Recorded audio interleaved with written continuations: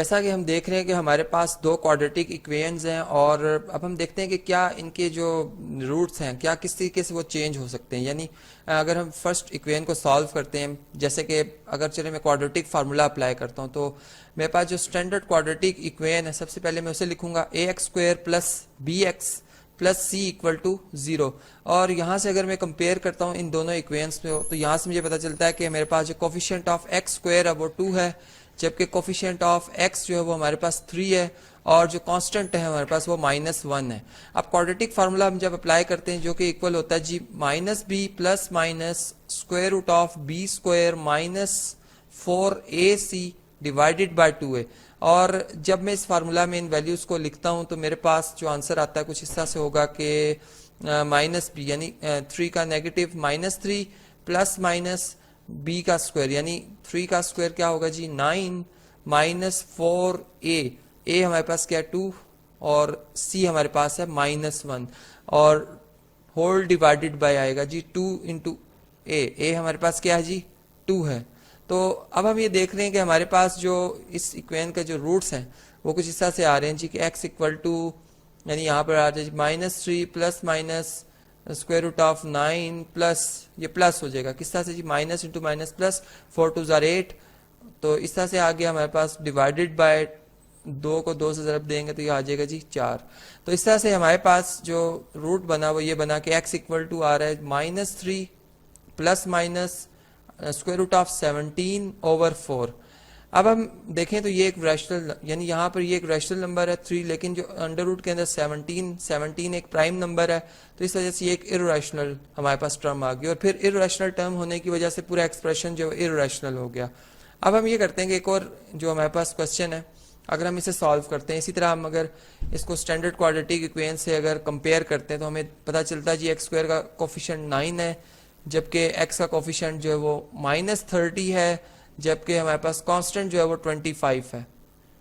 अब जब हम इन वैल्यूज को जो है वो इस फार्मूला में लिखते हैं क्वाड्रेटिक फार्मूला में, तो हमारे पास जो हमारे पास रिजल्ट आता है यानी हम जब b की जगह इसकी वैल्यू -30 लिखेंगे, -30 का नेगेटिव होगा जी +30। ठीक, इसी तरह प्लस माइनस फिर हमारे पास जी स्क्वायर रूट आएगा, स्क्वायर रूट में हमारे पास b² यानी 30 का -30 का स्क्वायर आएगा 900 -4 इंटू 9 ये आएगा हमारे पास 36 और 36 को अगर c की वैल्यू 25 लिख के अगर मल्टीप्लाई किया जाए तो ये अभी हम देखते हैं जिसका क्या जवाब आता है। फिर 2 और a हमारे पास है 9। तो अगर हम इनको अब कैलकुलेट करते हैं तो हम देख रहे हैं जी हमारे पास x आ रहा है equal to 30 plus minus 900 minus 900। कैसे 25 को अगर 4 से मल्टीप्लाई करें 100 और 100 को 9 से मल्टीप्लाई करें 900 आ जाता है। तो ये हमारे पास डिवाइडेड बाय 18 भी आ गया है। और अब अगर हम देखें तो 900 से कैंसिल, एडिटिव इनवर्सेस है 0 आ जाएगा और 0 का स्क्वायर रूट जो होता है वो 0 ही होता है, यानी यहाँ पर फिर हमारे पास प्लस माइनस 0 आ गया ओवर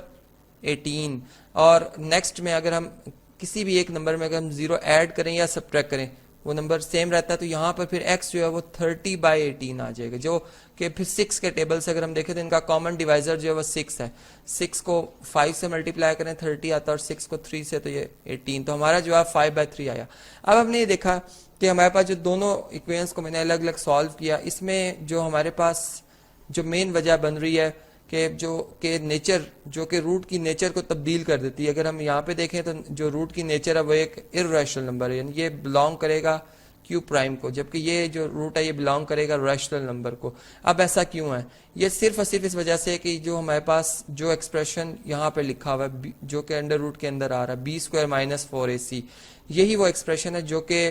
इस एक रूट के यानी एक इक्वेशन के एक रूट को दूसरी इक्वेशन के रूट से तब्दील कर देता है। और अगर यही वैल्यू एक जैसी आ जाए तो फिर रूट्स में जो उनमें जो फर्क है वो खत्म हो जाएगा। तो इस तरह से हम कहते हैं कि यही डिस्क्रिमिनेंट है। और फिर अगर हमें अगर खाली डिस्क्रिमिनेंट ही फाइंड करना हो फर्ज करें तो हम फिर यही कहते हैं कि डिस्क्रिमिनेंट जो है वो इक्वल टू होगा जी b² माइनस 4ac के। और इस क्वेश्चन के लिए हमने डिस्क्रिमिनेंट जो कैलकुलेट किया था यानी b हमारे पास अगर आप देखें